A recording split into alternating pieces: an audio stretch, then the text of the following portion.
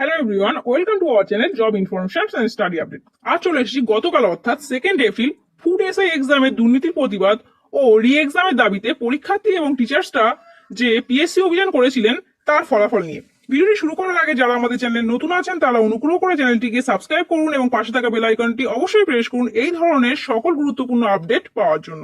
তো চলুন দেখে নেওয়া যাক আজকের ভিডিও। বলা বাহুল্য, গতকালের পিএসসি অভিযান ছিল এক অভিনব উদ্যোগ। প্রার্থীরা মৃতদেহের প্রতীকী নিয়ে ফুড এসআই পরীক্ষার পরিকাঠামোর প্রতি তীব্র ধিক্কার জানায়। চোর চোর স্লোগানে ভরে ওঠে গোটা পিএসসি চত্বর। কিন্তু যেখানে প্রায় 13 লক্ষ পরীক্ষার্থী ফর্ম ফিল আপ করেছিলেন এই পরীক্ষার জন্য, সেখানে 1300 পরীক্ষার্থীও এগিয়ে আসেনি গতকালের এই প্রতিবাদ মিছিলে, যার কারণে প্রতিবাদের রোষ কিছুটা হলেও হালকা হয়ে গেছে। কিছু পরীক্ষার্থীর এই সদুদ্যোগ যে সংখ্যাগরিষ্ঠের সমর্থন পেল না, এটা খুবই দুঃখজনক। পাবলিক সার্ভিস কমিশনের তরফ থেকেও দেওয়া হয়নি কোনো সদুত্তর। পরীক্ষার্থীদের তরফ থেকে আবারও জমা দেওয়া হয়েছে ডেপুটেশন।